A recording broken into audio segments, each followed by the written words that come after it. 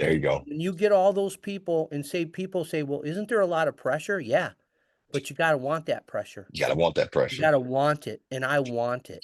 Rick I and still want Rick it. takes it to the main vein. Yep. Hold up. All right. And to get back on another thing to follow up on. So being a supervisor, what was one of the most memorable phone calls you had to make when you gave to bring somebody in? Well, the toughest phone call is when you have to get rid of somebody, but we'll leave that alone. Right. We won't talk about that. But it is nice. It is very nice when you call somebody. You know, you see them at a camp or whatever, and you're doing your evaluation, and we get together and talk. But then when you make that phone call and you offer somebody a position, and you can feel it that they are just, they're just elated, which is it's a good feeling. Okay. Right. It's a good feeling. Now, to extend on that, how's the call? How do you feel when you get the call from the guy that you hired at some point, now calling you and say, "Hey, Rick, I just want to let you know, the ACC just called me, or the Mountain West just called me and offered me a spot." Oh, well, I usually know before they do. Ah, Yeah. they take no the fun secrets. out of it now. There's I no know, secrets in the this business, supervisors Trayvon. usually What are you call. talking about?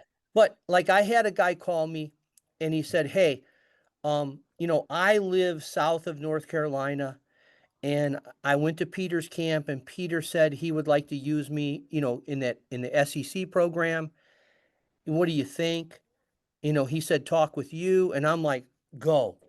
Right. It's a better fit for you. Absolutely. I'm not going to stand in the way of anybody advancing.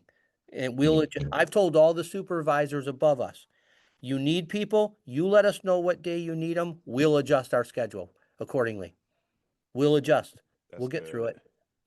That's Yep. good.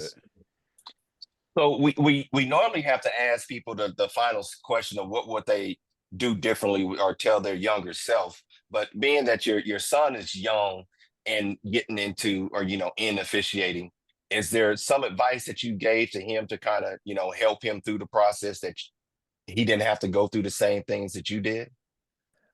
I just keep, well, locally, Mhm. everybody knows who I am, right? Right. So I told him when you do this, you're going to have to be good.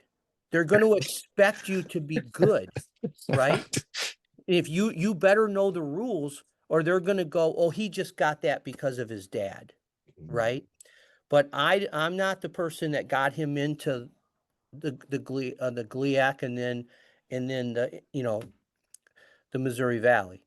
So Right. I have nothing to do with that. I talk with Bill periodically, but we don't talk about him. And Mhm. I just tell him, study hard, do your job. Do your job, be a good crewmate, and things will fall into place. If they either will or they won't. That's just it. But I told him this. Do you know how many people would like to work in the Missouri Valley? Right. Everybody Yes. wants to work in the Big 10, in the Big 12, Right. so on. But you know how many people would like to work at the Division 2 level, 3 level? Somebody Mhm. will take your spot. So you can't take it lightly. Every game is important to somebody, right? When your mom watched you play, it was important. It was important. It was Right. important. I took part of it, they let me adjust my schedule the senior year for when CJ played football. And being at those games were special, you know. But the games are important, whether it's little kids' games or our games. They're all very, very important. And you never know as an official who's watching.